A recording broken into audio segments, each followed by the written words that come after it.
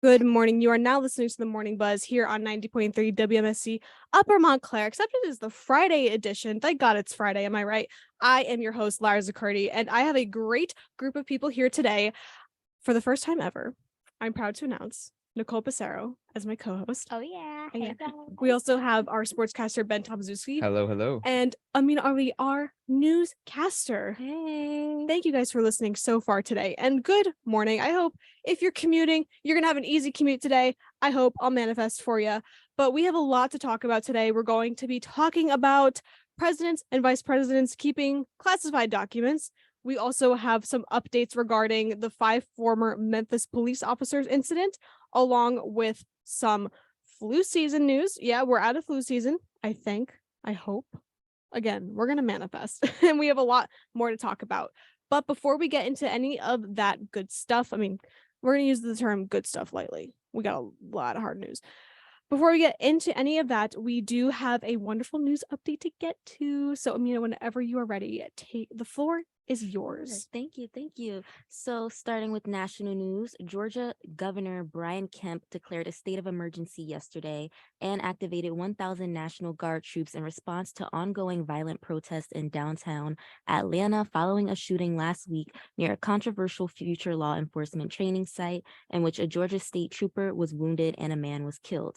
The state of emergency is in effect until February 9th, unless renewed by the governor. And in state news, a duo of shoplifters attempting to evade police at a Target store on Springfield Avenue in Union on Wednesday night assaulted one officer and struck another with their vehicle before fleeing the scene.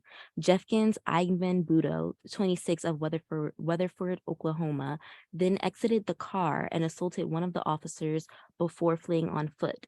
The woman, whose name has not been released, then struck an officer with the sedan and fled the scene. 2 officers involved in the incident were treated for minor injuries. And in local news, the Montclair Art Museum and the African American Cultural Committee recently announced the inauguration of the AACC Founders Fellowship beginning in September of 2023. The Founders Fellowship will be awarded to a recent African American graduate of master's or doctoral programs in the visual arts and/or art history. Candidates must have graduated after December 31st of 2019 and before June 30th of 2023. And looking at the weather today, it is partly cloudy with a high of 42 and a low of 30 with a humidity level of 52%. Absolutely great. Thank you so much for the news update. Before we get into sports, I know we got a lot of sports news to cover, so very excited to hear about that. But before we get into that, today is Holocaust Remembrance Day, and we have a very special message from our assistant production director, Alex Braun, to share with you on the Morning Buzz.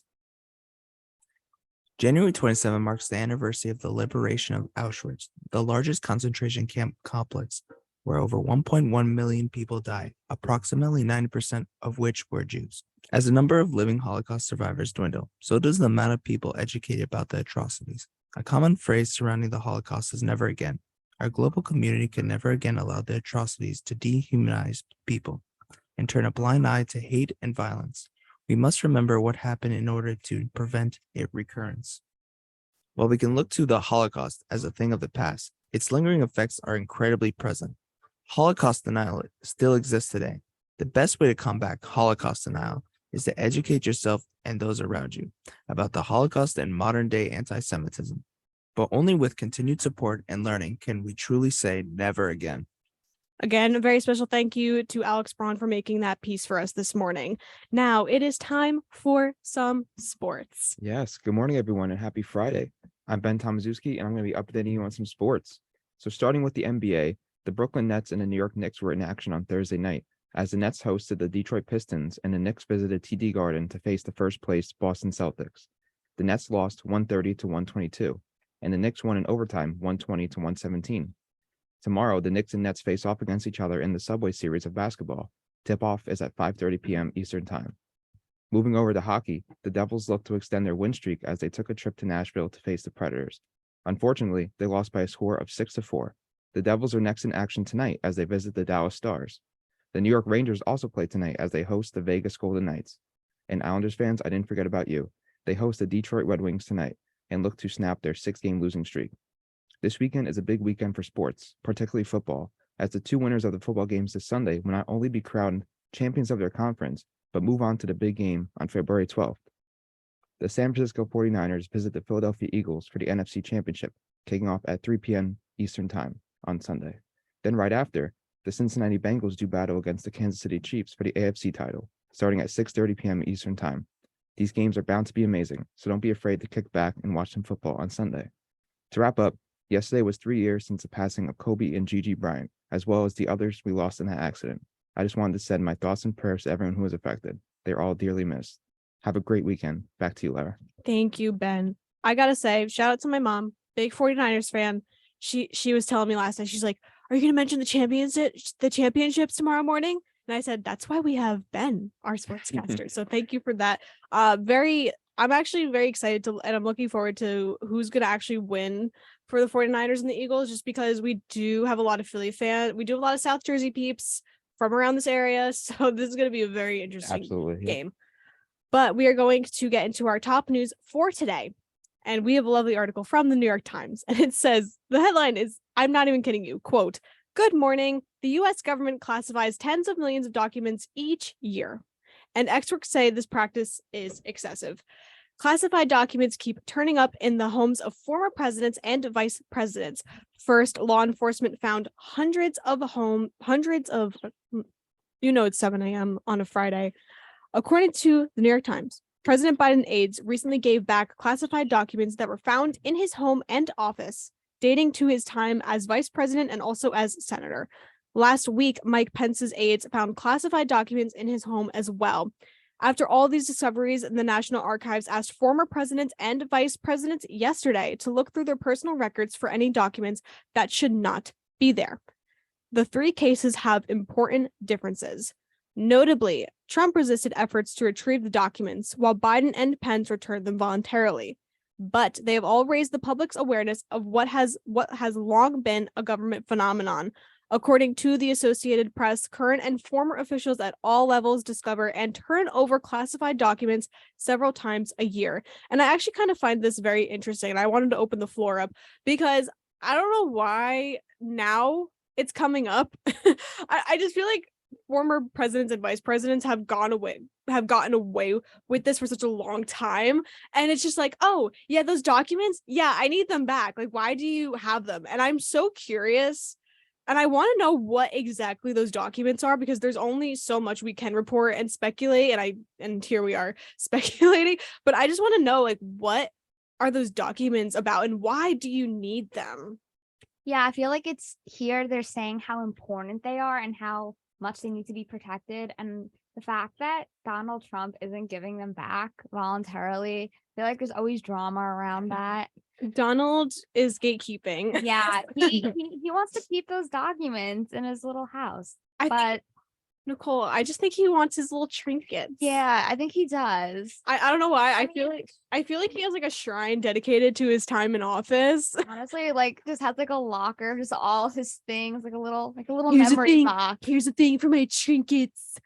There's so many trinkets and documents. I love the impression. Thank you. I did one yesterday on the Thursday show as well. So you guys get to hear Trump twice. So yeah. Lovely.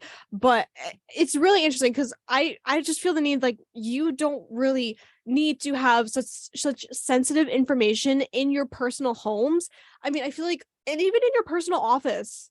It's just, what's the use of that? Like, if you need to give them back, just give them back if they really need it. And if it's that important, like, why is it in your house? It's kind of like, what are those called? Like, I'm not a memory box. It's like, I think you're right, though. Is it called a memory box? Or are you talking about time capsule? A time capsule. We said it at the same time. Yeah, a time capsule. It's like he wants to remember his time as president. He doesn't want to let it go. He wants to make a time capsule and bury it in his yard so Barron can go up and dig it up in a few years. Hey, you know what? I think, if Trump actually did that, he should put a few like Robux in there. Yeah. I know Barron's a good Robux gamer there. But again, I will never be the president. I will never be the vice president. That's just not my calling per se. Yeah, I don't think I could run this country. You could be if you want. I don't think I could do it. Yeah. Yeah, I mean, it's not my calling to the wind. It's not your purpose in life. Yeah, no, it's not. But what coming from more of a journalistic standpoint, there's no need for them. And I just want to know why they kept them. Like, were they a gift? What's so secretive about them? I was like, oh my, what's the tea in there? I'm just nosy at this point. I know. I'm just really nosy at this point. So we're just gonna move on to our next top story of the day. 5 former Memphis police officers indicated on charges of murder and kidnapping in Tyre Nichols' death.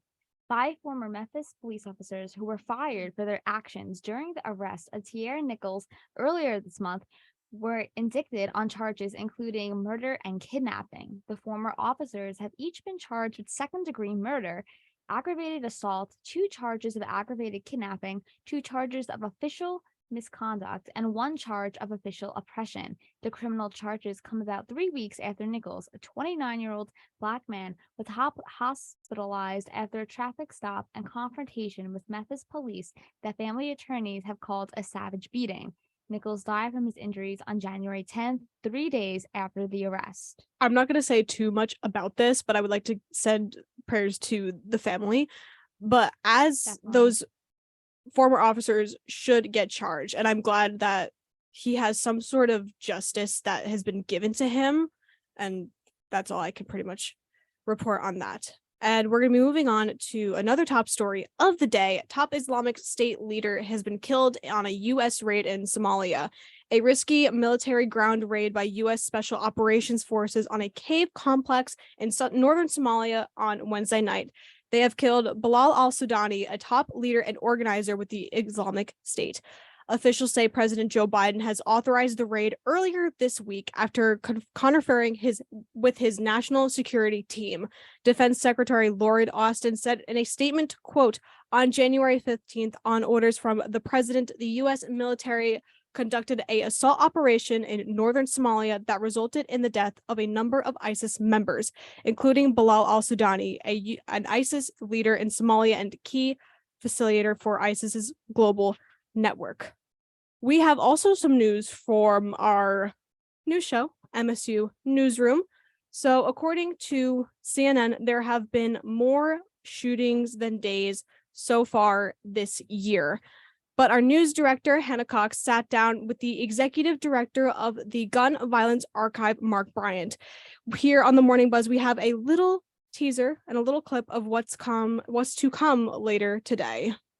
And so just the amount of firearms, those millions and millions of guns, just the amount of firearms in the U.S. have an impact on the amount of mass shootings we have? Mass shootings account for 5% of our work. 95% of our work are onesie twosies, where guy gets kicked off at someone in a bar and shoots it. In 2022, New Jersey had 9 mass shootings. How does this compare to other states? First of all, the Second Amendment, as you would look at it, says the right to keep and bear arms shall not be infringed. But the current gun rights folks really just ignore that first 13 words. They don't want to see it. They don't want to hear it. They don't want to talk about it. I think that it is misinterpreted by a lot of gun rights folks. It does not mean every gun everywhere. These legislators are blocking gun control legislation. We're not going to be able to get anything really done on a national level. The low-hanging fruit is get illegal guns off the street. And in the urban communities, they know where the guns are. Frankly, the police are hated by so many people. They're not going to be helpful to a lot of folks. Good point. Is there anything that you feel is important to share about gun violence, even specifically for a college audience? Now, I understand if you have a need for hands, you live by yourself, and you live in a neighborhood that you're not as comfortable as you want to be, and you want to have a gun for defense. I'm not going to fight that. I'm going to say that is your right, and I do not have the right to tell you no. On the other hand, you do have other options. The full interview will be aired today at 3 p.m. on MSU Newsroom here on WMSC. So if you are interested, please feel free to tune in. We love our news team here on the Morning Buzz. But we have more news, and Yes. I said something about flu season before. I'm actually gonna look up if we are still in flu season. But for now, Nicole, take it away. Flu season appears to be ending early as New Jersey's triple-demic numbers drop. The triple-demic of the flu, RSV, and COVID-19 appear to be decreasing in New Jersey. Flu transmission rates have dropped in recent weeks at a time of year when they normally surge. RSV, the respiratory syncytial virus, has been falling since late November, and although COVID saw an uptick after the holidays as experts expected, hospitalizations, intensive care admissions, and ventilator use began going down in mid-January. Dr. Daniel Varga, the chief physician executive at Hackensack Meridian Health, said, quote, "Hopefully, as the tridemic fades, we'll see more people coming out to the hospital and to doctors' offices for their basic care, especially those who are usually most vulnerable to respiratory disease." So I looked it up. So are we? As I tend to do. Yes. So according to legacycommunityhealth.org, flu season usually begins in October and peaks between December and February. So we are, Okay. according to this website, are almost in the thick of it right now. We're almost out of it. January is almost over. That's oh my crazy. God. Yeah. Okay. That is a fact. It is the 27th. Like winter is like halfway over. It Not is. halfway, a little more than halfway. I mean, we're almost there. We're almost into the spring. I mean, let's be honest. Kind of. March is a hit or miss. Yeah, that's the thing. You never know what's gonna happen in March. I feel like February just gonna like pack on the snow since we haven't got that much this month. That is so Yeah. true. I know we had some weird. We actually know it snowed on Wednesday, but Yeah. I remember a lot of people saying that yes, it was snowing, but it was a little bit warm out. It was snowing, but it didn't stick. It stuck for Mhm. like a few hours and then it rained like really bad. It was just gone. Time to so- talk about science, and I'm excited because we are going to touch upon some science things for our next story, but we're not there yet. So I'm assuming, actually, I think this is a fact. I remember I dug this Yeah. out of my noggin from like 6th grade science class. So the atmosphere is probably really cold. It's probably under 32 degrees because that's when water freezes. And so the atmosphere is probably really cold, but here where we are, it is really warm. So yes, it was snowing, but it wasn't cold. The ground wasn't cold enough where the snow could stick. Mhm. And I think that really comes down to not only we have been experiencing some weird weather in New Jersey, as we always do, but we've had some days in January where it's just really oddly warm. Yeah. And the alarms kind of go off in my head because that is, I feel like, is a sign of something with climate change or global warming, because for us to have 56 degrees, I remember one day being 56 degrees. It was warm out. For us to have such warm weather in January, that's really alarming. It's just strange. And I feel especially since Montclair State is on a mountain, the weather is just even more weird. The wind tunnels are crazy and it just blows you away, honestly. Literally. Haha, you're so funny. Yeah. Haha. But okay, I'm gonna be totally transparent with everybody here. Montclair State owes me some umbrellas because you know how many umbrellas this campus has broken? Yes. I don't even bring mine anymore. You don't? No, because I was embarrassed one time and that was enough for me because I had it and it just went inside out. And I was like, yeah, that's it. I'll never bring my umbrella Literally- up here ever again. Literally the other day I was walking to class and I had this umbrella I don't normally use and it just like folded on me as soon as I walked into class and it was like hailing. So I'm like, I'm not gonna like put it back up. I'm like 2 feet from the door. It was so embarrassing though. I don't know what day. One of the days. It's like Wednesday. Yeah. It was Wednesday. Wednesday, I was in my dorm and I wanted food, but I didn't want to walk, but I ended up going. And oh my goodness, I got drenched. Like it was pouring and I looked like a crazy person because my hair was completely like static, rainy, wet. My glasses were all fogged up and my umbrella completely folded and I was just punching the air. People were looking at me like I was nuts. Okay. Oh my, I forget we've had a lot of rain this week. Yeah. Oddly, for some reason, just I don't know, I feel like because January again, it's been so hot and cold, pun intended. And I have this umbrella, right? And it is from Universal Studios. No, not sponsored at all. PSA. And I open it and it was already broken. Oh, So it was raining. It was really, really pouring outside. It was actually raining cats and dogs, not literally, but it was really heavy rain. And I had to walk to class with my little broken umbrella. So the one side was perfectly fine, but then the other side was like, no. it was just, it was all like crooked. And I'm just like holding it like right above my head. And I'm just like, I can't believe this is life right now. But I also wanted to bring it back to the actual story just because we got a little off topic, which is totally fine. Again, I would Montclair, I would like a new umbrella, please. But here's the thing. We were talking about flu shots last semester and there was this article from the Montclairian, which is our newspaper, and they released an article saying, do you like students react to, I don't know if we're required to get a flu shot on campus, but they were asked if they feel the need to have a flu shot on campus. Yeah, I read that article too, and it said currently right now it's not required to get the flu shot, but in fall 2020 it was because they didn't have the COVID vaccine out yet. That was when COVID just became the pandemic. We were in the midst of that. So I don't know how I feel about that. So I don't know. I feel like flu season happens every year, and I feel like I don't know if it gets worse every year, but there's always going to be germs around no matter what time of year.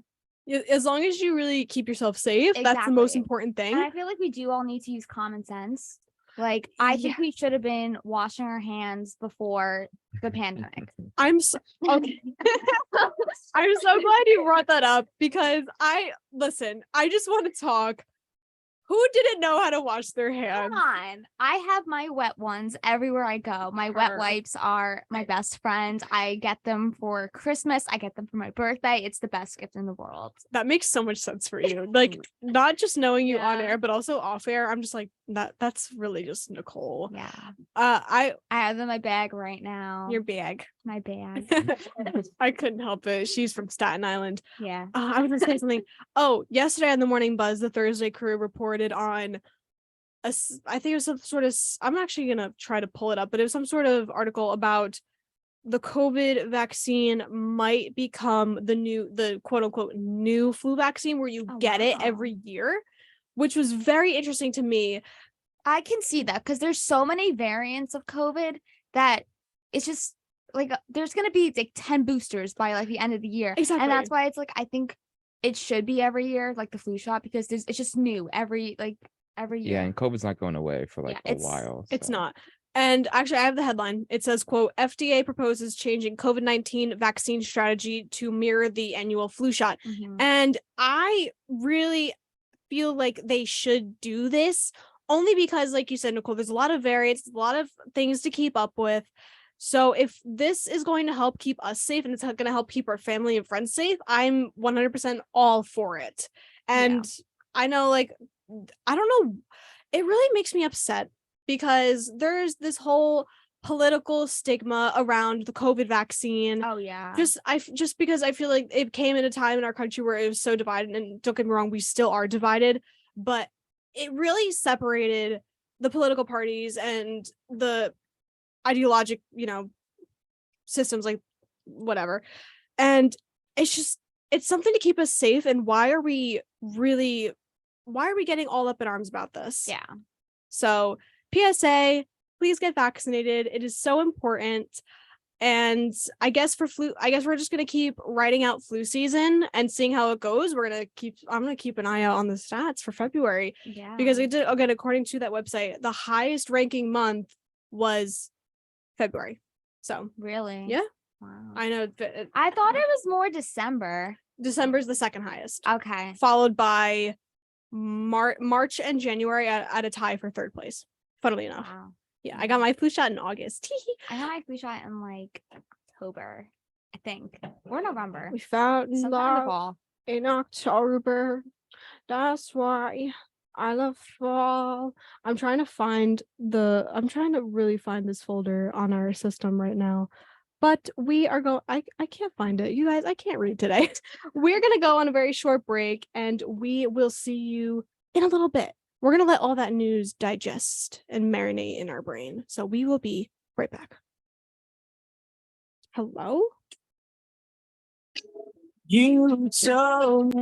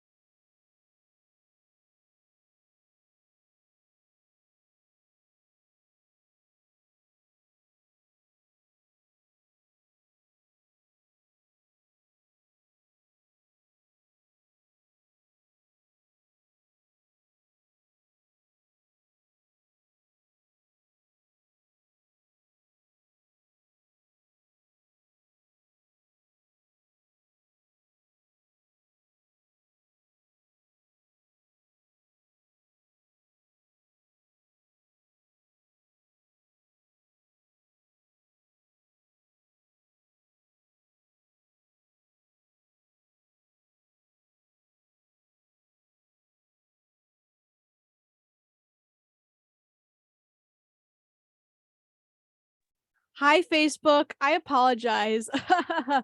Don't worry. Hank and John Green are doing really cool things. But Yeah. so I just want to know. I'm just a curious cat. I want to know why Hank and John Green chose to work with Arizona State. Yeah. I know they're a good school and all that fun jazz. I don't know if you guys know anything about Arizona State. I don't. I unfortunately, Mm-mm. I unfortunately do not either. But again, it's a name I've heard of. It Yeah. is, and not only that, it is a state school. I mean, just like Montclair State, we are a state school. All that fun jazz. Love my state school. So state school love. I just want to know what exactly this is going to entail, and I would love like Yeah. a little syllabus. A syllabus. It'll be like a little syllabus A week. syllabi. A syllabi. Silly But week. Silly Goofy. We're not there yet. Oh. not yet. Silly but- Goofy Moon.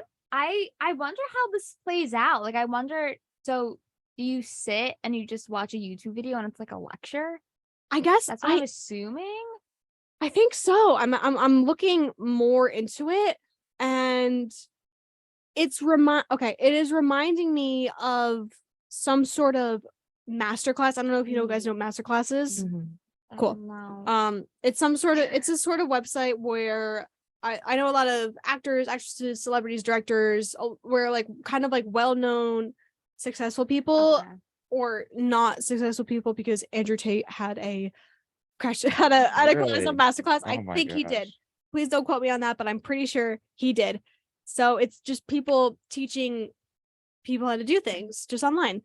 And this is exactly what it's like. I'm actually have the study hall portal open. And as of right now, they have 2 courses open. It's Intro to Human Communication and Rhetoric and Cool. Composition. And it's very much a kind of masterclass style, very much a async thing. So I feel like this is really good for people who have a lot on their plate and they want to work towards a degree, but they just don't have the time to be a full student. Definitely. So I just want to know. I genuinely want to know. Will Hank Green be teaching me science? Because the dream to just I found 2 more classes. Ooh. We also have real world college math and Ooh. US history since 1865. And funnily enough, the US history class I actually took my freshman year of college, my first ever semester here at Montclair State. I didn't take a history class yet. You have to. I got to. Nicole, well, you're only I'll a be- freshman. I think I'm gonna take it next year. Yeah, I don't know. I'm such like a comm major, so anything really anything really academic or mathy, I'm just like, I'm in Dumb- accounting right now.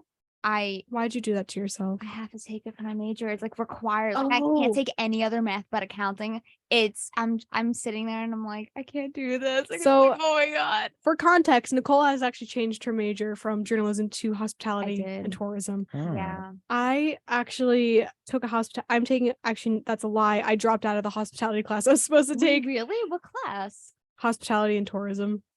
I don't know. I just didn't Is really. it the intro or it was just It was like a 200 level course.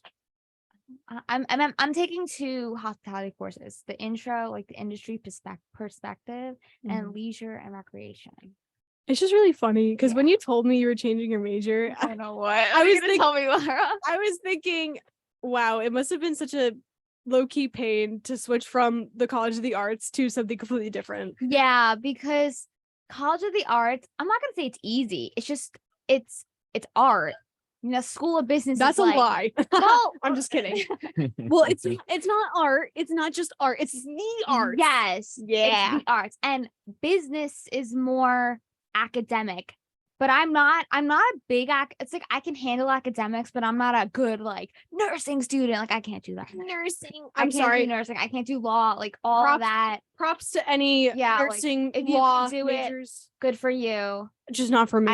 I can't handle like accounting is as far as I could go. And it's really like it's hard. You have my condolences. Yeah. See, you just need to have Hank and John Green. teach you Yeah, accounting. maybe they can help me learn accounting on YouTube. Yay, He teaches math. classes like the crash courses. Like Yeah, no, I that's actually, fire. you know what? I actually might. Okay, I'm not gonna say this for certain, but Yeah. you know what they say? Curiosity killed the cat. I low-key want to try to take one of these. I mean, you probably could.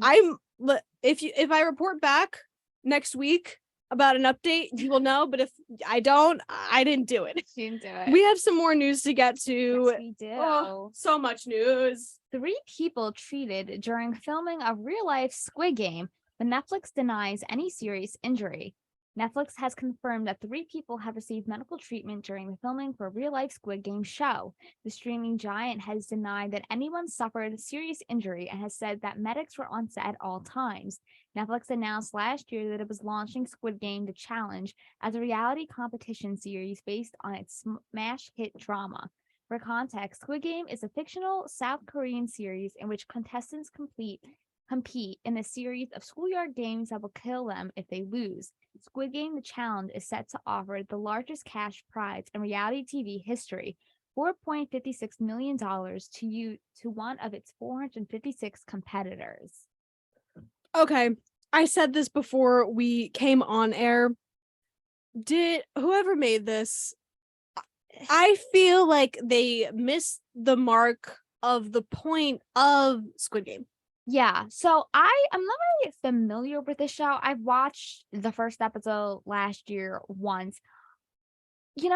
Okay, Lara, what is the purpose of the show? Because I don't really understand what is the point. I'm so glad you asked, Nicole. Tell us, please. So Squid Game, as I actually watched the whole thing, it's about these people who are so desperate for money and so desperate to live, they enter in these very secluded games to try to win money. But unfortunately, they have to play these schoolyard games, and if they don't succeed, they unfortunately lose their lives. So there is one That's a person. risk. Yes, there is, as they go along the game and more people start to dwindle off, more money is added to the bank where the winner gets money, and only one person can win that money. And this just, I know that South Korea has, I'm trying to find the right words for it, because I think there's a part of their economy that's not the best. And this really just goes to show how people struggle every day to live, and for them to make actual people go in a challenge and participate in something where in a fictional world people have lost their lives on trying to get money, but at the end of the day those people tried to get money to live, and they were willing to die because of that money. And I just think it's really messed up that they're making this challenge saying whatever, when in reality there's actual people suffering. So if I don't know, I feel like they could have gone, they didn't even need to do this just because Squid Game was so successful. It's just kind of unnecessary. Like, now I feel like it's just exceeding the point. It's too much. It's tone deaf. Yeah, it is very tone deaf. I was gonna make another point, but I honestly forgot. Oh, I wanted to bring up a YouTuber named Mr. Beast who did this challenge. He built and made a Squid Game challenge, and not only that, when he did that, it was just very much I don't really think that was the right call to make, because he's known for making these challenge videos of doing absurd things, and for to have a bunch of people and play this quote unquote game where, again, they're playing for money, but thankfully these people aren't losing their lives like they are in the actual series. But it's just, it doesn't sit right with me. yeah. That was a big rant. I actually watched the challenge show. I did too. It's like you can tell that, because I feel like the challenges compared to the show, like they're actually like all the challenges are based off of their like physical strength. So it's like if you're not that strong, like you're gonna get hurt, and they get the options. So I could see, like, even watching it, you can see like some of them will be like bleeding or they'll have like bandages on them. So I can definitely see how people are hurt and how they could get seriously hurt. So I don't know if it'll like last long. Like, I think this might just be the one and only season. I 100% agree with you on that. And hopefully not many other people get hurt doing these challenges. Social media, it's great, but also it has really bad moments as well. We have our last top story of the day, and this one's a little fun. Kind of not fun for the person involved. Young Gravy is being sued by Rick Astley. For what, you may ask? Well, for, who doesn't know who Rick Astley is? I mean, it'll make sense, I promise. Just kidding, you got Rickrolled on the morning buzz. Ha ha ha. So Young Gravy is getting legally rickrolled from the man himself. Rick Astley is suing the up-and-coming rapper for allegedly ripping off the singer's voice from his most popular hit, Never Gonna Give You Up. Crazy. For those of you who don't know who Young Gravy is, he is an American songwriter and a rapper, most known for writing and performing songs about a wide variety of things. And when I was trying to describe his music, I really just couldn't get a grasp on it. But mainly, he's an internet sensation, best known for his songs Mr. Clean and Betty Get Money. Astley says he never gave Gravy or anybody involved in the song permission to use or impersonate his voice. Gravy and company were only legally allowed to use the instrumentals, and Astley is suing for millions of dollars. Wow. That's drama. It is. It's drama. I mean, thanks TMZ for that beautiful article. Yeah. I'm in a media ethics class right now, and we were talking about copyright yesterday, and it's so interesting to me how just like the idea of protecting your work, and that nobody really else can take credit for that work, and like it's yours, like you like, and you have the right, like that's yours, like you have the rights to it, and you could do pretty much anything with it. And when people kind of rip you off, it's like, hey, that's my work. I don't know. It's just like it's very much the way I look at copyright is more dibs in my brain. I don't know. Yeah, I could see that. I feel like, he created it, it was his, but if he didn't give permission, I guess that is kind of wrong. Oh no, it's 100% Yeah. wrong. Yeah. Because if like they said, he had permission to use his the instrumentals, but why do you need his voice? You can sing just fine He yourself. sounds like just like him in the song. I know. Yeah. So That's it's not like he was trying to sound different. He sounds like Rick Astley. he has that deep voice. Yeah. But we're gonna go on a really short break, and we have some segment news coming up. But Ben texted me last night, and he said, "Are you taking song requests?" And I said, "Yeah, I could take song requests." So he gave me like 3 songs, and I think we're just gonna play Ben's picks today, just to make it Sounds fun. good. So we are starting off with "Satellite" by Harry Styles.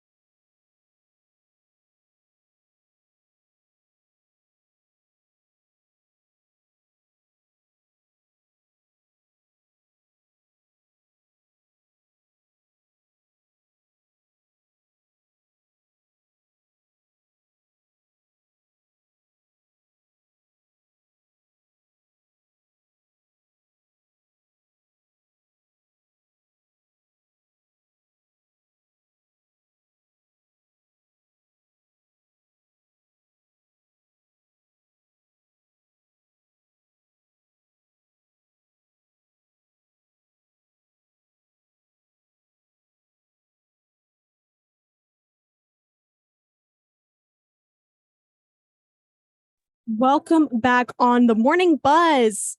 Yay, you were listening to the Friday edition of the show. We have more. Oh, my mic was off that entire time, and I don't want to talk about it because it's just been a really off morning for me. Facebook probably heard me. Actually, no, Facebook probably didn't hear me.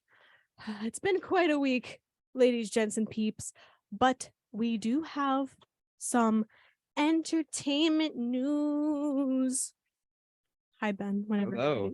Alrighty, so this title's still in development, but we're calling this one Film Fridays. And I think everybody here in the studio kind of likes it. So the big movie news is that the Oscar nominations came out earlier this week. Everything Everywhere with 11 nominations, Banshees of Inisherin with 9. The biggest snubs was RRR from India and Decision to Leave from South Korea. The biggest surprises was that Avatar 2 was the best picture, Andrea Riseborough for actress, and All Quiet with 9 nominations with Angela Bassett. Oh, and Angela Bassett, my apologies. And in other news, The Simpsons just got renewed for 2 more seasons, 35 and 36, making it the longest running cartoon ever in America. Avatar 2 officially is the 5th highest grossing movie ever, passing Infinity War. And Justin Roiland let go from Rick and Morty. Show moving on with Adam. I wanted to talk about the Rick and Morty story because we talked about it yesterday about how Adult Swim has cut ties with him, and he voiced Rick and Morty. Wow. So I am genuinely curious to see how Adult Swim is going to handle this. So the show's just in shambles right now. That's what I was thinking. Crazy. I know, that's what I was thinking as well. So I mean, What are they gonna do? They're probably gonna find some Oh, sounds just that Yeah. can do that. oh geez, Rick. I think they should hire that one girl from Morning Buzz. Yeah, she's fine. No, I'm just kidding. Imagine. I Have her right can't. here. Oh my gosh, crazy. But we have an interview later on today about the Oscar nomination, so we're gonna save some of that to get into later. But I also think The Simpsons, I know The Simpsons, Family Guy, and Bob's Burgers have all been renewed for new seasons. That's crazy how Awesome. long they've been going on for those shows. 35 and 35, 36. That's 36 crazy. That's insane. Dude, thinking That's how many years? please don't ask me to do math. Math, no, no. Miss accounting. Yeah, don't ask me. I'm Yeah. math out, but You're I'm all math. oh wait, I out. took this is really So- off topic, but I took a quiz Oh, did you? yesterday On what? to see if I have dyscalculia. Yeah, it What's wasn't. that? What? So you know dyslexia? Yeah. Yeah, it's like that for math Oh. and Oh, numbers. like if you see Dyscalculia. numbers like different. Yeah, or you can't like. Do you have it? Okay, so it was an official test. PSA was not official, but it said that I have. It said that I have moderate to high, a chance for moderate to high dyscalculia. Lara's like, even though it said it, not official. Never official. Oh my goodness. So do you actually experience like you look at a 4 and you think it's an 8? Oh no, sometimes. So it was funny. I was trying to read my results to my friends, and there were 54 questions, and I think I scored a 41 or something, or a 31, something like that. See, my numbers are a little funky, but again, keep in mind that there were 54 questions, and so I said, yeah, I got 41 out of 45. So, but in reality, it was 54. I mixed the numbers up in my brain. Oh. Yeah. And I Wow. also have a really hard time doing mental math. I just I can't do mental math just because I can't picture the numbers in my brain. Process it. I get it. Yeah. And I know that some people have trouble thinking of an image in their head. So like say, oh my gosh, if you want, picture an apple. Like Okay. and they'll see Yeah. like some people see an apple, but some people will be like, I can't do that. So It's just the way your brain works. it is. I My guess. brain's just a little quirky and not like the other girls. And that's okay. Yeah, She's unique. Mm-hmm. it makes me spicy. I wanted to talk about the Avatar 2 movie. I didn't watch it, Okay. but I've heard mixed thoughts about it. I Some have people too, loved yeah. it, some people didn't. I don't know. I gotta say, I feel the need to watch things. I feel like I have to watch things just to like stay in the news and all that. But Yeah. you can't catch me watching a 2.5 hour movie. I think it's like 3 hours. Yeah, 3? my sister actually, she was supposed to go to the movie, Avatar 2 movie, with her friends. And she went in the movie theater. They were supposed to see, I think, the 3 hour one in like 3D version. And they had 3D glasses, but they went in the wrong movie theater and saw the hour version. And they The were hour really mad at version? Yeah, there was like an hour version. Really? Yeah. I'd rather the hour. Thank you. I have the worst attention span ever. Yeah, I don't know. 3 hours. Like on. Titanic is too long for 3 me. hours. And That's too much. Titanic's good though. Avatar. Titanic is good. It's just like I Both- can't sit there for I know. 3 hours. Both are directed by James Cameron, funnily enough. Mhm. But Mhm. Avatar: The Way of Water is 3 hours and 12 minutes. You cannot listen. It's the cinematic experience or whatever, but you can't catch me trying to watch a 3 hour film. I'm sorry to all you film I would- people. I will make an apology video later about how I can't watch movies. I know I'm canceled, but my question to you is, how long is too long? And we do have a film student coming in later, so I'm gonna actually ask him how long is too long for a film. Because Yeah. I'm genuinely curious to see it from a film perspective. But to you guys, how long is a film that's too long? Like 2 hours or so, I'd say. Anything more than I mean, a usual movie could be an hour and 45 minutes, sometimes 2 hours. But it also depends on how interested you are in the movie. If Absolutely. I'm Yeah. watching a film that I have no interest in and it's 3 hours, I'm gonna fall asleep. It's gonna be the longest movie of your life. Yeah. But if I'm you're really a invested in it, movie then person. Like I need to be really interested in it to watch it. Titanic is a really good film. You know, it's a classic. It's just it's so long. Okay, Yeah. but like young Leonardo DiCaprio, okay? that's the reason you gotta watch. That's why I did watch it. Yeah. Also, Kate Winslet. Mm-hmm. Yeah. Yeah, how can you not? I mean, the whole story of Titanic was great, all that. I don't know. I have a love-hate relationship with movies. I really do. Mm. And again, sometimes movies that are long are just too long. Yeah. But like I'm still on this because I have the attention span of a gnat and I literally cannot pay attention for anything. But I just want to know why throughout the early-ish to mid 2010s to now, why has there been such an increase in long movies? Yeah. They used to be 90 minutes, bada bing, bada boom, you got I what you know. got to do. Exactly. I feel like there's a lot of some movies have very unnecessary scenes. And it's just like You're delete telling them. me. Yeah. But that's the I was gonna say something and it just left my brain, so that's really annoying. But Did you ever watch wait, sorry. I got it. I'm so sorry. I'm like, oh, I got it. Did you ever watch The Sound of Music? Not That- the entire It's thing. too long. Huh, It's wait, it's like 3 hours. It's another no, 3 it's hours. not. Yeah, Sound or like of 2.5 Music. hours. It's too long. Sound of 2 hours and 54 minutes. It's so long. I mean, yeah, it's long, but you have Julie Andrews, bro. Yeah. The hills are alive with the sound of music. But okay, here's my thing. I got some beef with Hollywood, not like personal beef, but an observation of beef. Why is almost every movie a sequel, a remake, Yes. or I'm gonna get a lot of heat for this but I genuinely don't care because I'm gonna stand my ground. Why are there so many superhero movies? That's true.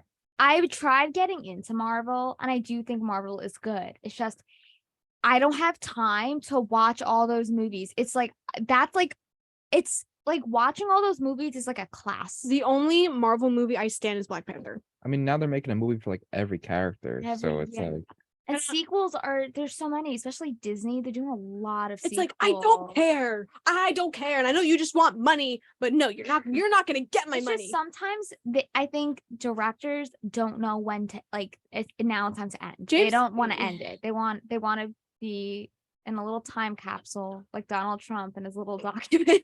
That was funny. That was a good one. But okay, here's my thing. I said this when Avatar: The Way of Water was announced.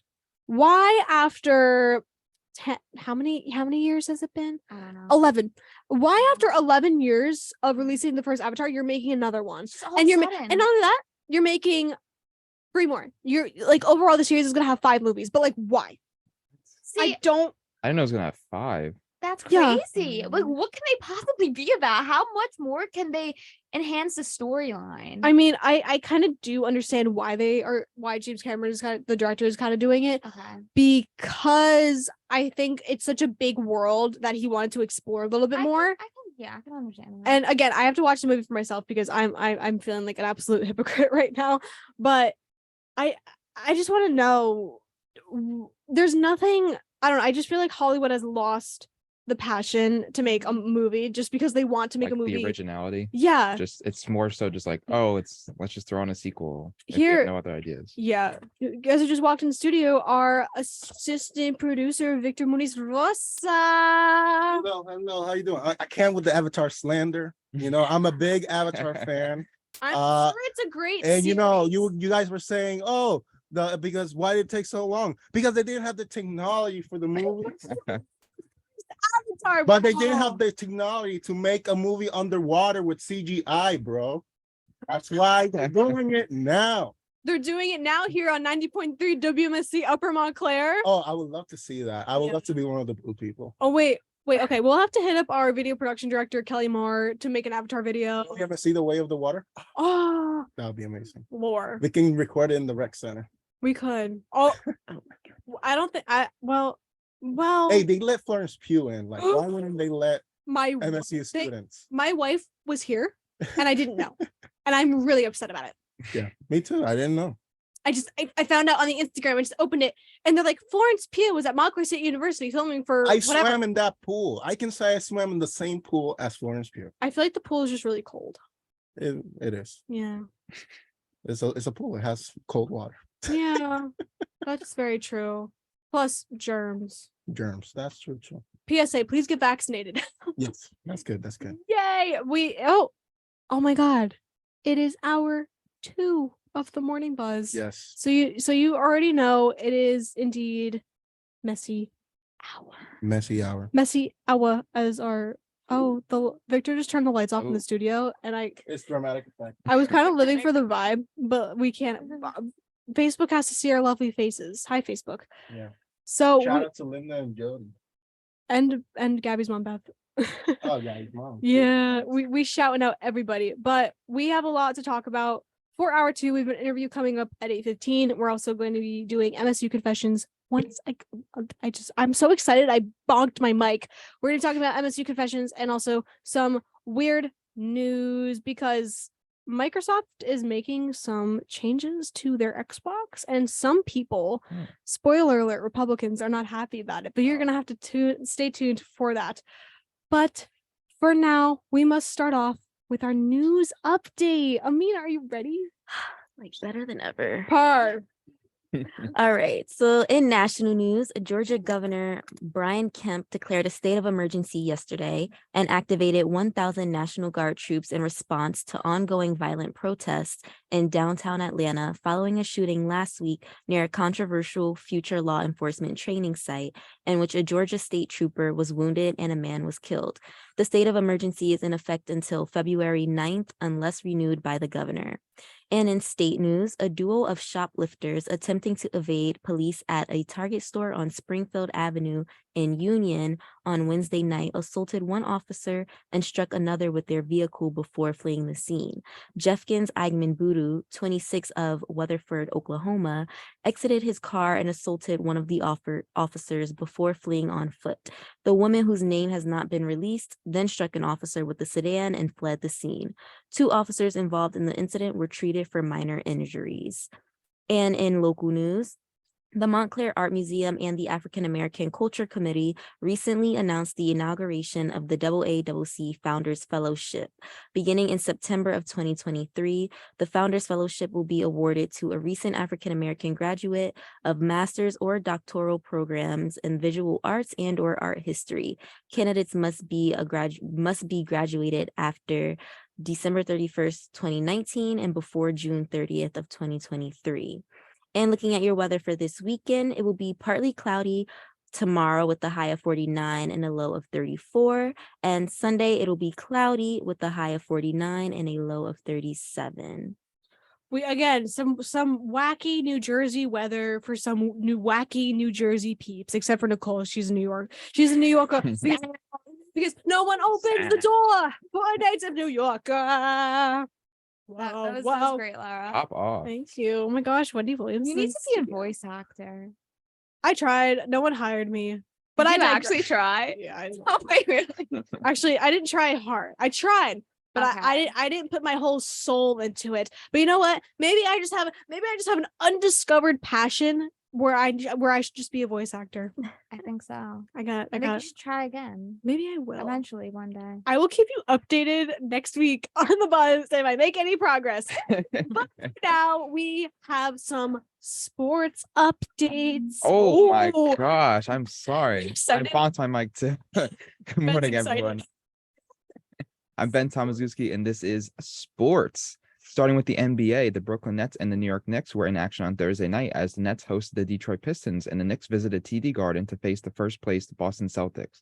The Nets lost 130 to 122. The Knicks won in overtime 120 to 117. Tomorrow, the Knicks and Nets face off against each other in the Subway Series of basketball. Tip-off is at 5:30 p.m. Eastern Time. Moving over to hockey, Devils look to extend their win streak as they took a trip to Nashville to face the Predators. Unfortunately, they lost by a score of 6-4. The Devils are next in action tonight as they take on the Dallas Stars. The New York Rangers also play tonight as they host the Vegas Golden Knights. And Islanders fans, I didn't forget about you.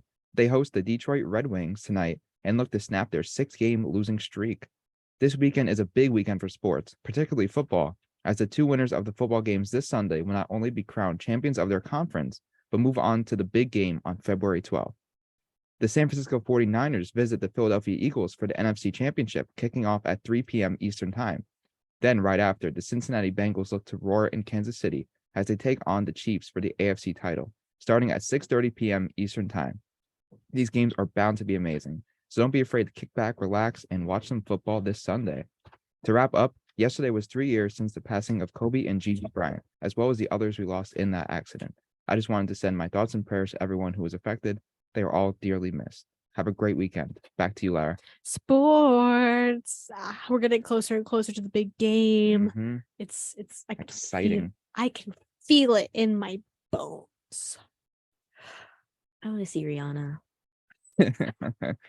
I mean- she's gonna be amazing. Yeah, I do too. Queen Riri. Anyway, Montclair State confession time. Please join us as we deep dive into the Instagram. The one, the only Montclair State Confessions. Disclaimer, these stories are not our personal experiences. These are stories from anonymous people who submitted to the Instagram account Montclair State Confessions for us to laugh at. This account is not affiliated with MSU or WMSC. So we're going to get into the first story, and I'm very excited for this first story. So Anonymous said, quote, "Car park and parking on campus is a mess. It takes 30 minutes to find parking, 30 minutes to get out of car park. Then you got to deal with the people speeding around as well. Also, 100% personal opinion. I hate y'all who back into spots taking a million years. You do you, though." Okay. Yay. Commuter lane. I have such a bone to pick. I try to choose my battles, but parking is a hill I'm willing to pass on. Like I'm willing to stay on that hill, Mhm. and I will not leave that hill because I don't understand why you have so many students on this campus and you don't have enough parking for them. Yeah, I think MSU needs to make more parking lots because it's always an issue. We talked about it last semester, especially speeding. I feel like every time I cross the street in this campus, I'm gonna get run over. I have a story from yesterday. Oh Oh no. no, what happened? So I was leaving school. I stayed to do a little editing, and I left school, and the traffic was pretty bad in the parking garage as usual. I'm like 444, just bumper to bumper, just moving up. And like these people were just like speeding past me on the left side of like, I'm like, what are you doing? And then we were just stopped for like 10 minutes or so. I'm like, what's going on? And then we ended up going up, and this one guy that sped past me to the left, being a dummy, got pulled over by a cop in the parking garage. So that's why there was a huge backup. And I'm like, oh my God. Like it was like, That would have like- ruined my day. That's for like 40 minutes just to get out of school. Were you there, Lara? Yes. You were? You I were mean- you were in the line? Okay, no, I wasn't in the line, Oh. but I was trying to park. Oh. and I was trying to, do a little turny, and this car in front of me is turning around. I'm like, why are you turning around? So I start to make the turn, and there's cop cars blocking the entrance. I think it was on like the 6th floor, and I'm just like, oh, that's why. But okay, hear me out. I have a proposition to make. I think we should just tear Freeman down and build another parking garage because there's no commuter lots. I agree. Honestly, that sounds like a good idea. For our artsy students. I don't know if I can say that. Oh well. For our art peeps. There is no commuter parking on the south side of campus where the School of Cali is located, School of Comm, the Castor Theater, all that fun jazz. And there's no commuter parking for our College of the Arts students on the side of campus that we have to be on. Listen, faculty, staff, we love you, we appreciate you, but in my humble opinion, y'all got too many lots. I mean, can I like have your parking pass? Yeah, some of Maybe. their lots are like empty half the time, and it's like, why can't I park there? I'm like, I want to park there, but so I tried to park in lot 19 today, and for those of you who do not know where that is the lot right next to the rec center and Blanton. So it's like the lot right in between. I know, yeah. Yeah, Nicole knows where. Yeah. Phone's right over there. Yeah. So I remember that parking lot being a faculty lot from Monday through Thursday. And after 4 p.m. to about 8 a.m., it becomes a commuter lot, right? Yeah. So I drive over today. Ooh, make it little Yui, whatever. And I read the sign because I'm not about to get another ticket because that's scary. And I read the sign and it says faculty parking, lot 19, Monday through Friday. And I'm just like, what? They changed it? Changed it on you, Lara. Lara. I sat and like I was sitting in my car and I'm just like, okay. They just take and they take and they take. That's the one thing that brought me joy because all I had to do was just walk from lot 19 down to the school comm, and that was it. I did not have to go down the treacherous, infamous stairs of car park. I have never took those stairs before, and I don't ever want to. Nicole, as a tradition here at Montclair State, we are going to have you walk up and down the car park stairs at least once. Mm-hmm. No, It's tradition. It's tradition. It's tradition. That's a thing. No. No, but I don't drive. Well, I do drive, but Not here. not here. Parking And is a different animal. Also, I also found out you need 30 credits to have a car on campus, and I don't have it yet. But by the end of the semester, I will have 32 credits. So, if I'm gonna try to like, because I'm from Staten Island. I want to drive from Staten Island to campus without having my dad having to drive me every time and drop me off, and that's a lot of work. But I don't know. I'm nervous to park on this campus. I don't know if it's worth it. You should be. Yeah. You just have to find like the right time. Mm-hmm. That's Yeah. so true. Okay, so what are good times to come? I'm I gonna always tell get you. here early, like Yeah. before 10. Well, like definitely on morning buzz days are probably really easy. Yeah. Who's on campus at like 6:30? Oh, yeah. You'd be like- surprised. Mhm. Just kidding. Literally. I'm not gonna tell you the times to get here. I'm gonna recommend the times that you should avoid. Okay. Okay.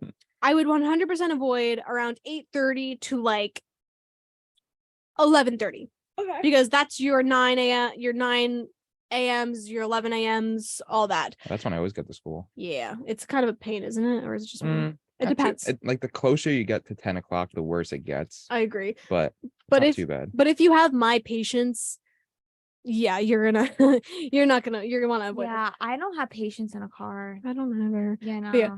For just the sake of sanity and broadness, we're gonna say around 10 to 11:30. I think that's a good time. The next rush that you should not be driving in. Would recommend. I hate traffic. I'm not a very patient person, but I would not recommend. What time was that? 2:00 around like Yeah. 2:00. Say. Yeah, okay.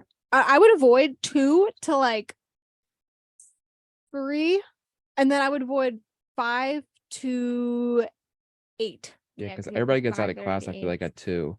Yeah. So it's always just like Yeah, 2 is like packed. the big rush. Yeah, and none of that. The traffic on 46 East, like a lot of people going onto 46 East does not help at all. Because Mhm. as we all know, if you commute to Montclair and if you do take 46 East to either get here or go back home, they're doing construction, and they've been doing construction Mhm. since my freshman year in high school. The Not high road school, looks different every college. day. It does. It really does. And it really bamboozles me. And you know what else bamboozles me? This interview that we have upcoming next. I'm just kidding. It doesn't bamboozle me. But we have a film major coming to talk about, yes, the one, the only Academy Awards. So we will be right back. Wow.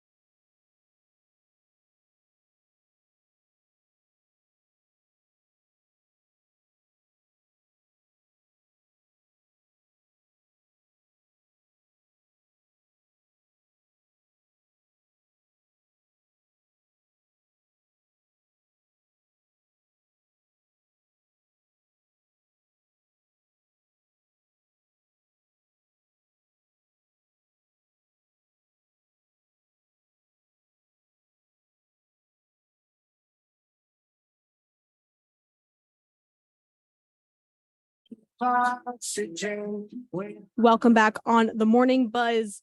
Joined with us today, live in studio, in person, we have Colin Luderitz, a film student, here to talk about the one, the only, the Academy Awards, the Oscars, whatever you may call it. The man, the golden man. I don't know. Yeah. Something like that. Thank you for joining us this morning. A little chilly, definitely a little chilly. A little chill, yeah. I'm layered up. Yeah, that's exactly why I see you got some Eagles gear on. Go Birds. Yeah. See what I said before about a lot of Birds fans here Yeah. in Montclair? I know. So we're not here to talk about football, but let's get to the Oscars. As most of us know, the Academy Awards for the 2023 nominees have been released on Tuesday. So what films do you have your eyes on? The big ones that I think are going to win big come March 12th are Everything Everywhere All at Once, The Banshees of Inisherin, and The Fablemans. Everything Everywhere, it's my personal favorite film of the year. It's absolutely incredible. It's just one of those movies that really is, I think it could define our generation. The Banshees of Inisherin is just a really well-rounded film. It's gotten the second most nominations behind Everything Everywhere. Fantastic lead performances from Colin Farrell and Brendan Gleeson. Very tight screenplay, very funny, very dark. And The Fablemans is the autobiographical story of Steven Spielberg, one of the greatest directors who has ever lived. And he directed it himself, he wrote it himself, and the Academy loves movies about movies. And it was my personal second favorite movie of the year. So I think those are the movies to really look out for this year. That's good to know. Many of us here at Montclair State have either seen or heard about Brendan Fraser attending the 2022 Montclair Film Festival. Are there any predictions of him winning awards for this performance in The Whale? So I have my list of predictions up right Yes. here. Fun. And I have my little ranked choice, and number one I say is Brendan Fraser. Yeah. I really do think he has, if not for the fact that Colin Farrell and Austin Butler were so good in their respective roles, I would say he's a lock. Mhm. How do you think the film brought Fraser's career back to life after a long hiatus? Well, like you said, it's a long hiatus, but they didn't lose sight of what made Fraser had a career in the first place. He's just charming. He wears his heart on his sleeve. And this is a role that requires you to have so much empathy for the lead character, Charlie.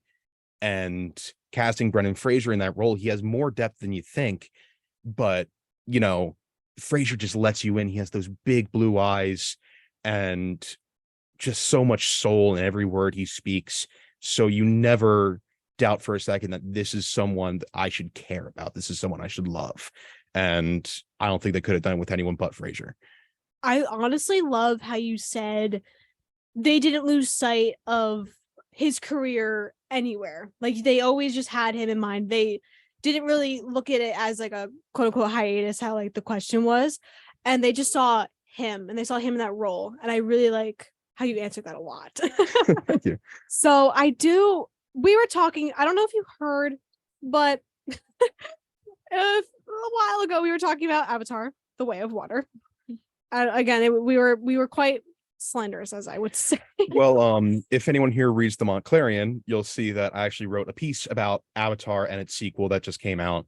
That was also not very nice to it. So Okay. So my question to you is, the Avatar Way of Water has, made quite some waves towards the end of 2022, along with Top Gun Maverick, which did catch some air during the summer. Do you think it's a little bit odd to see two sequels being nominated for an Academy Award? Well, at least for Best Picture, yeah. Because, a lot of sequels are nominated this year. Black Panther Wakanda Forever, Marvel's first ever acting nomination with Angela Bassett. But Top Gun Maverick was not a surprise for me for Best Picture. I think it is one of the most finely crafted films of the year. It really revived the movie theater business because, Spider-Man was one thing, but seeing droves of people come back consistently for Top Gun, you don't see a movie with legs like that. And, Top Gun it played all summer. I worked in a movie theater.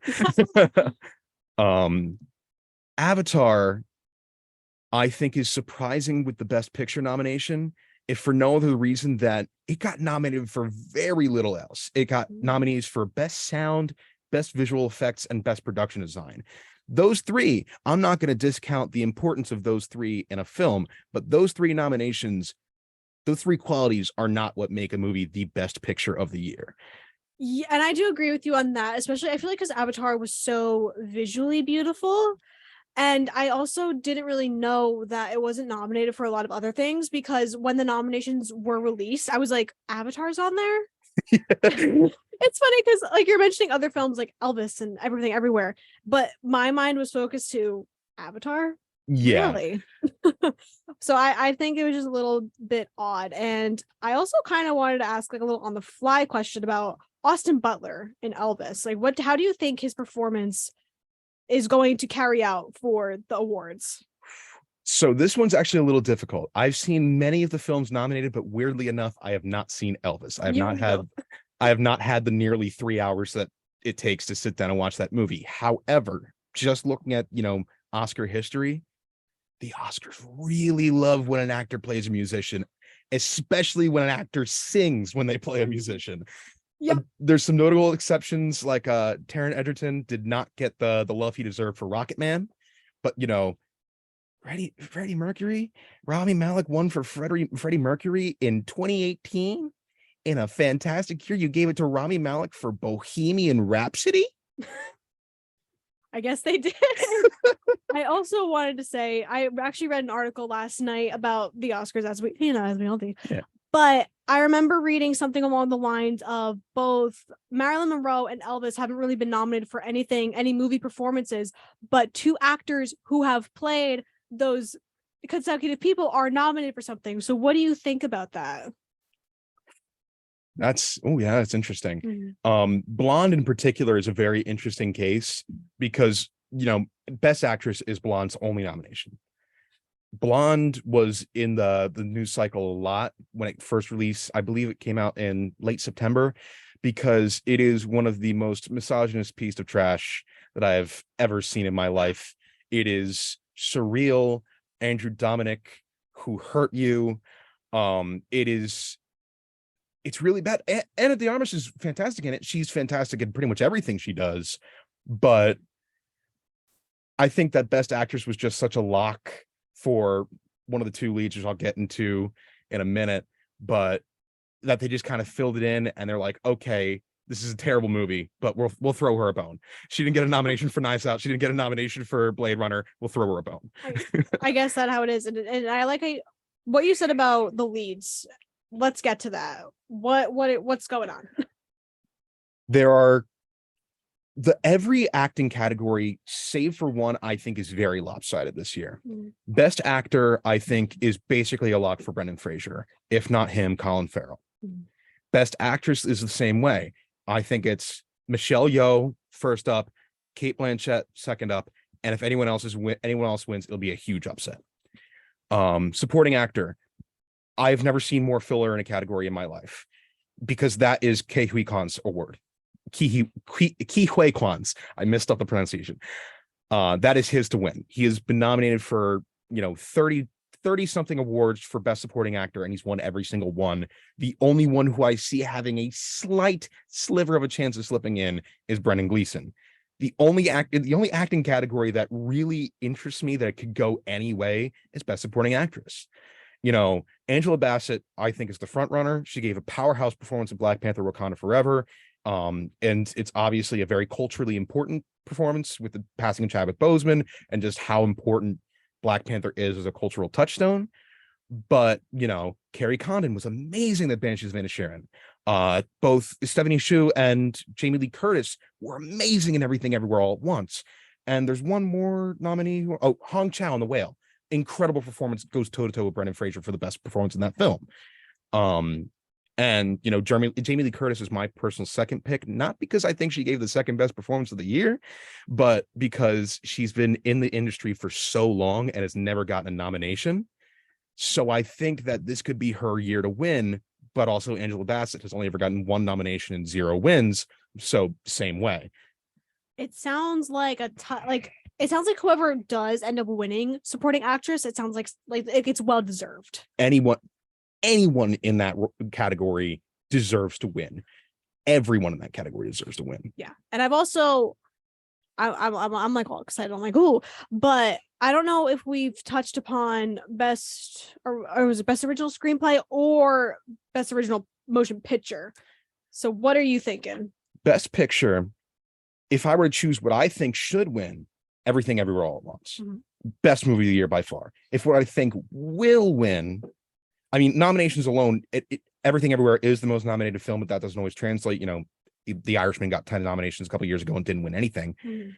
But my second choice would be The Fablemans. It really is an incredible piece that follows an incredible filmmaker.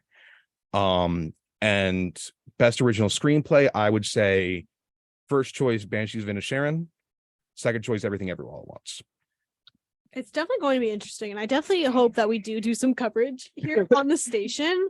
I'm trying to think of any, like, I don't know. I find awards interesting for some reason, and correct me if I'm wrong.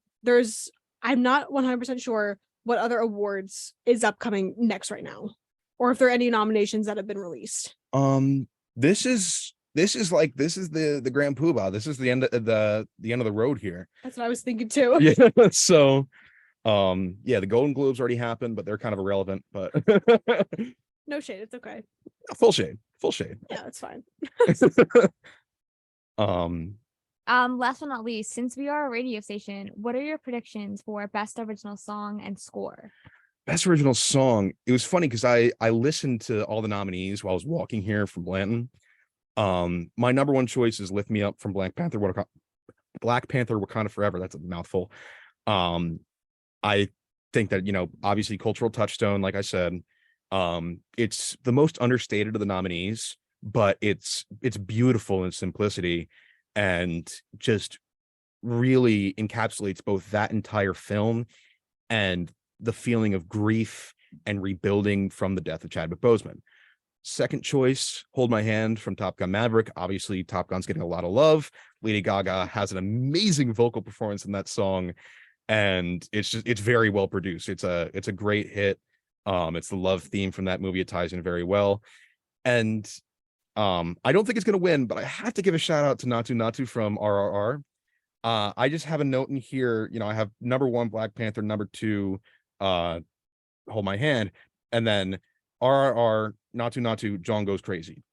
It's a really good song. Before we mentioned how RRR kind of got snubbed in a way. What do you think?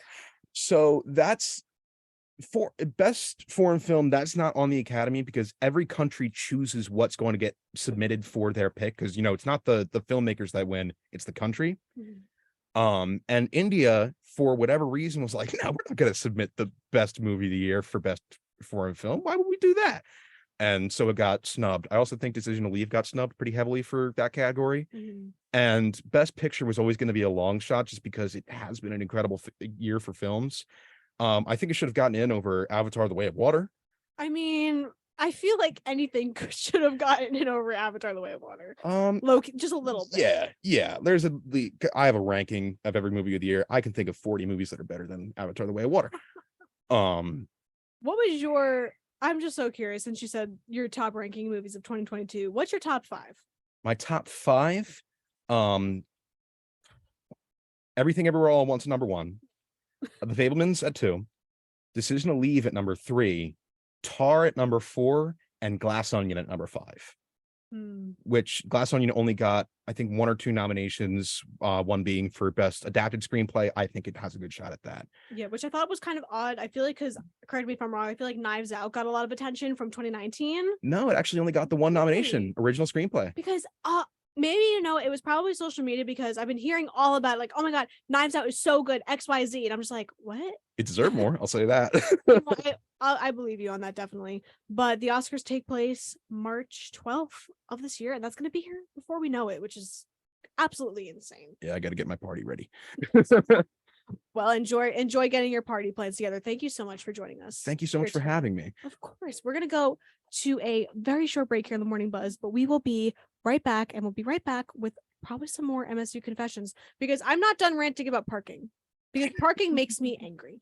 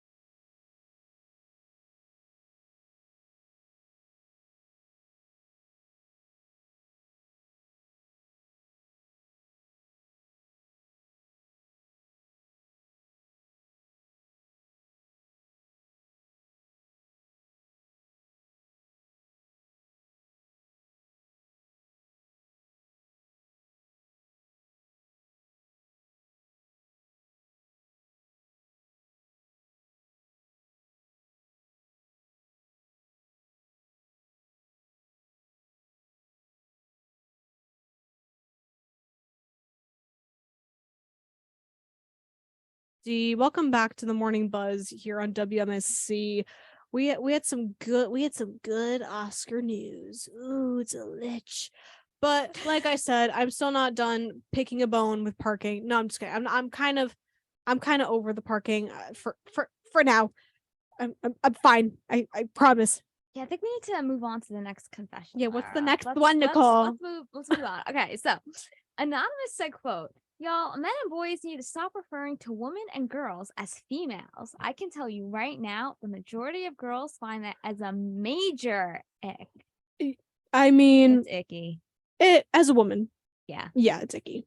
For sure. It's just like, especially in our day and age, everyone goes by different things. You can't just assume. And Did you just assume, Yeah. Nicole? No, I'm just kidding. well, anyways. Be careful, you'll get canceled for that. No, I'm just kidding. Yeah, it's like you can't just assume on genders of people, and you can't female just sounds sounds more sciencey than It's not the woman. It's not the assuming for me. It's the why. It's just using the word female. Yeah, scientifically you're correct, but if you're not using it in a scientific setting or Don't context, Yeah. You agree, Ben? Yeah, it's like nobody calls men males, It's like, oh, look at those males over there. Like that's so so weird. like your friends be like, what are you talking about? You know what? The way you put it, you're so right. You gotta so think about it on true. the flippity flip, Flippity flip. Amina, girl, what do you think? What do you think? First of all, whenever I hear that come out of their mouths, it's like that didn't even sound right. Like it just sounds like it's It's like, just- what did you say? What's your vocabulary? It sounds forced. Not forced, but it just sounds wrong. Yeah. I don't get it. But we have another one, and it's not about females. See, it's just gross. It's not gross. It's an ick. It's Yeah. not. It's not. Yeah. Outside the science lab, or the science classroom, or the research, I don't care. Synonym, call it the synonym, whatever. It's just icky. But anonymous said, "quote, why does the library only have one working printer?" Yeah, why? Because I have to print a lot of stuff out for my writing class because he is. Is it college writing too? Yes, it is. Oh wow, how did I know? Who do you have? Ah, Actually, no, we're not gonna reveal that. Yeah, Or- no, but my professor though. he sounds cool. Yeah, but, I love him, but The nosy got the he's- best of me. I'm sorry. he's a very hands-on type of guy, and so he wants everything printed out. And printing out in the library, it's not that bad. The computers are super slow though. When you said bad, I'm just like, oh, so cute. We'll stand that. Okay, no, the computers. No, you're so right on that. Fun story time. Super slow. I used to work in. This was for a hot minute. I used to work in the IT printing No department way. in University Hall. Really? Yeah, it was. I did it for about 3 weeks. Oh, you just And it was May 2021. wow. So it was still mostly the online learning. Mm, So there wasn't a lot really going on. okay. So it was kind of like, why am I coming here? So then I just quit. So Yeah. It was I get fine. that. it was fine though. I don't know anything about printers. Sometimes the most I've done in those 3 weeks is someone ask me which printer to print to. I remember last semester, I think it was printer 1 stopped working. So we only used printer 2 and 3. And then this semester, I Is this- recently went in there last week and it's printer 3 doesn't work now. Is this the library or University Hall? Library. I never printed in University Hall. Yeah, it's on the 5th Yeah. floor. But I usually just go to the library. The library. I mean, I don't got a bone to pick with the library. It may seem I have a bone to pick with everybody. I don't. I promise. I truly mean, do. Which one do you think is better? Library, University Hall. I think I'm gonna go with University Hall. Okay. Maybe I should try that. You I should, should get on but that.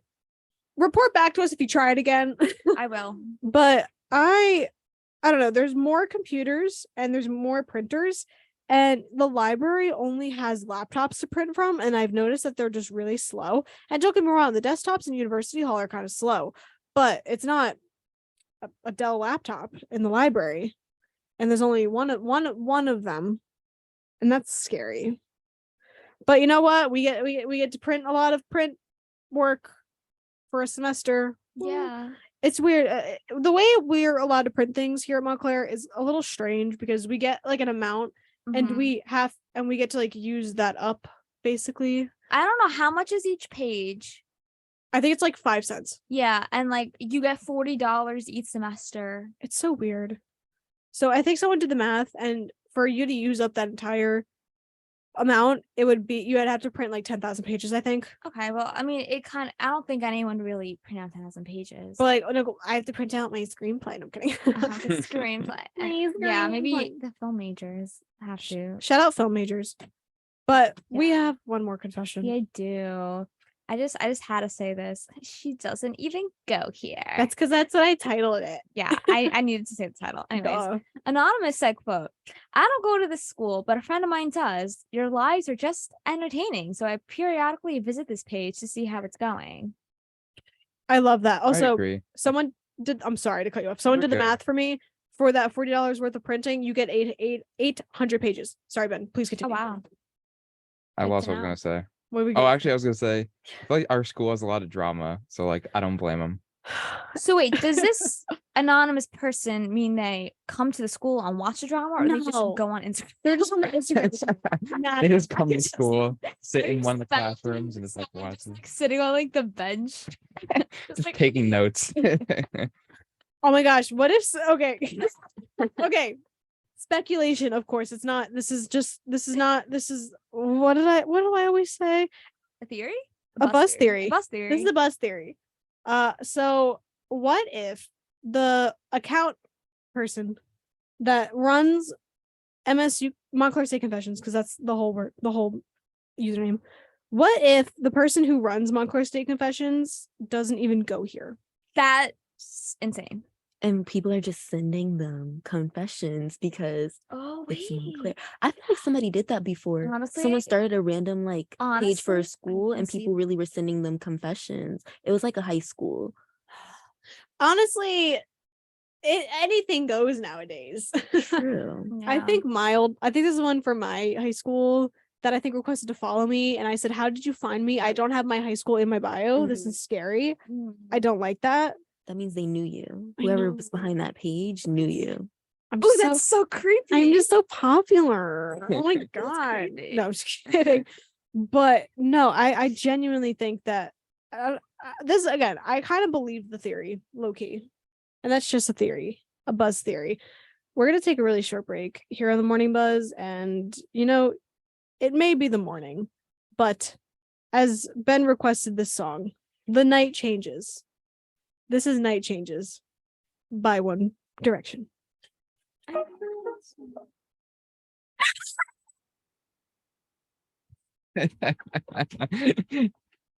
Going out tonight.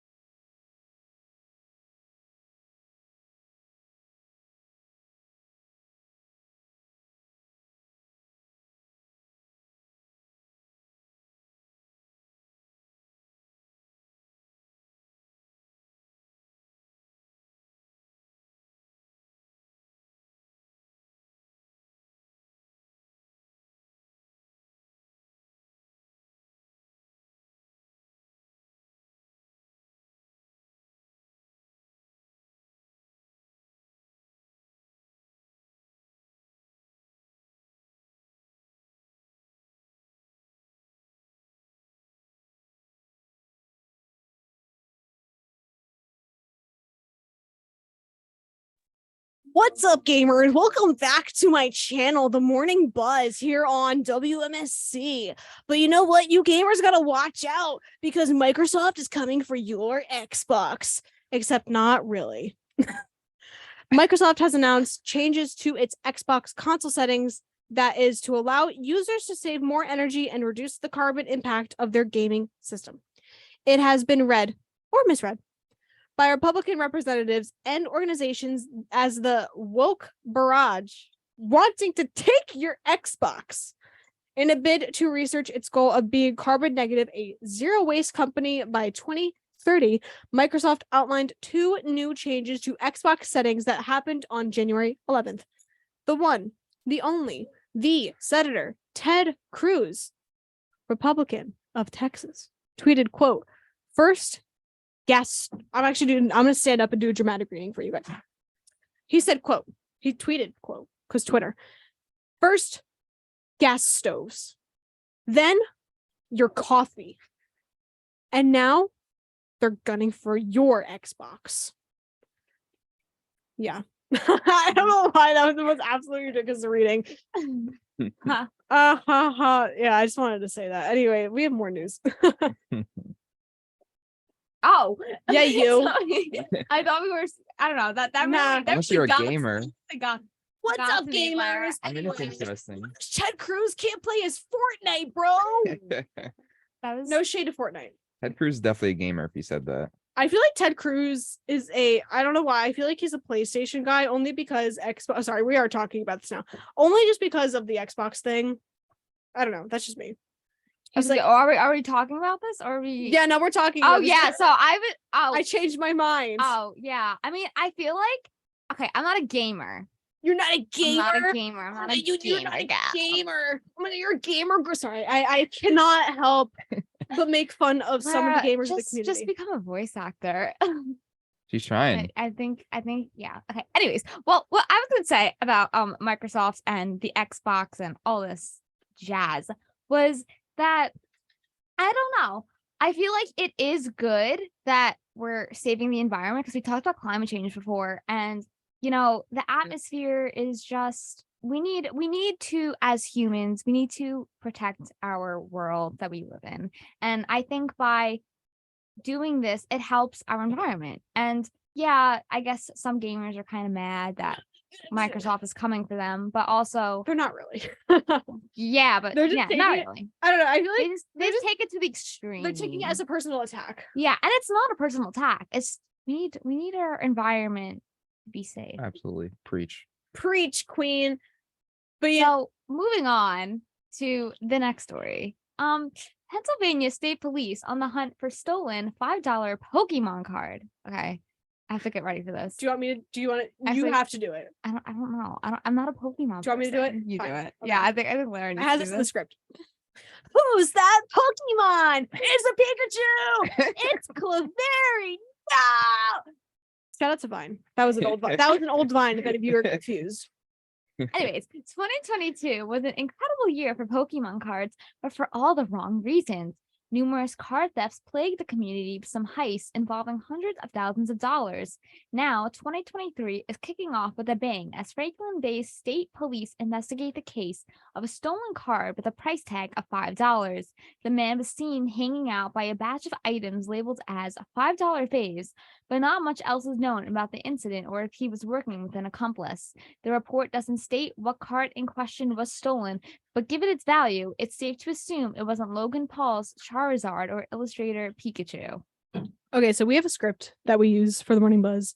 Hi, Morning Buzz behind the scenes. Crazy. So I love how Nicole put the pronunciation of Charizard just because she's never played Pokemon. No, I had to look that up. I was like, what is that word? You're like, what is that? A Charizard? So I'm I'm- not a Pokemon person. I'm but not either. I have seen, I remember elementary school, I have a vivid memory of all the little first grade boys with their little Pokemon cards, just trading them, and the big binders they had. You know, some people go crazy. I still have a binder. Do you? Oh, Yeah. I worked at a camp over the summer, and one of the kids gave me a little. I'm showing Facebook. Goodness. One of the kids gave me a Pikachu card, How cute. and he is like the cutest thing ever. And I keep him in my phone. Yeah, no, Pikachu is adorable. I think my favorite Pokemon's Eevee. Eevee. Yeah. Mhm. Is Just because that- just don't worry about it, Nicole. Just gonna turn your mic off. No, It's I'm a kidding. cute little fox. Who can Basically, evolve into 3 different types of Pokemon. yeah. Like it could be like any type of any Mhm. type. And I'm just like, It's so versatile, just like Lara. oh my gosh. If Haha, I was a yeah. Pokemon, I'd be an Eevee. But like, which one? I think you just be the base one because whenever you need to, you can switch in anyone you want with all your voice impressions and all that you do, you know? I get to She's- be my favorite Pokemon. You know, Lara has many skills. oh my god, thank you. I have to put voice acting on my resume. I think you do. Absolutely. Yeah, it's just been a ride, man. Yeah. Yeah, and I my side. You know what? 2023 goal. Lyra is gonna try to make voice acting her side hustle fun, but like that means I have to get equipment. Yeah. Yeah. It's a lot of work, but if you put your heart and soul into it, You know what else you can get? what? You could buy Splash Mountain water. Tell us more. Authentic Splash Mountain water sells on eBay after the ride closes at Disney World. First, streamer Belle Delphine sells her bathwater online, and now it looks like Splash Mountain is taking notes. Disney fans enjoyed one last ride, one last time. Yeah, Hamilton, I guess. Anyway, Disney fans enjoyed one last ride aboard Splash Mountain ahead of its closure at Walt Disney World earlier this week. RIP Splash Mountain.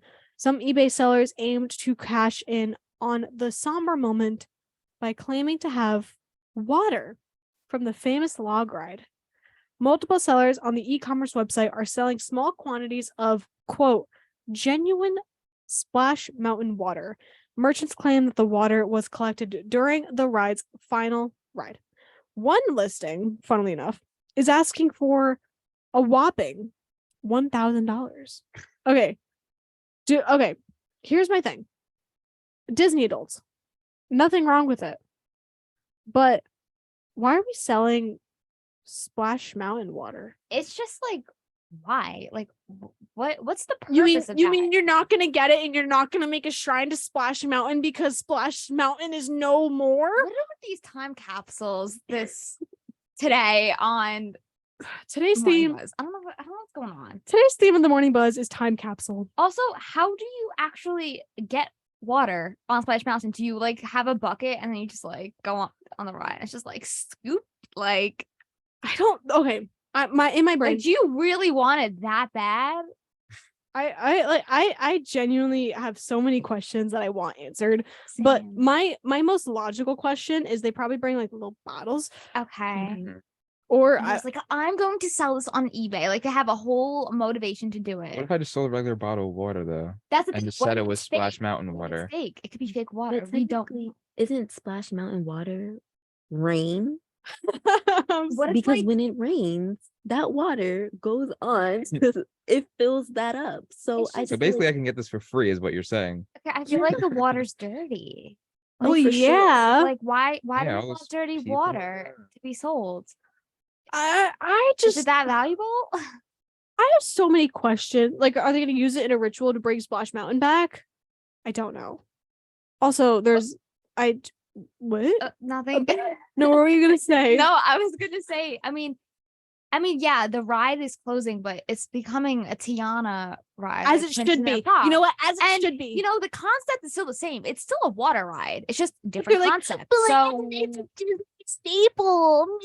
No, Tiana deserves. she all the best. deserves a ride. Good for She's my you, favorite Tiana. Disney princess.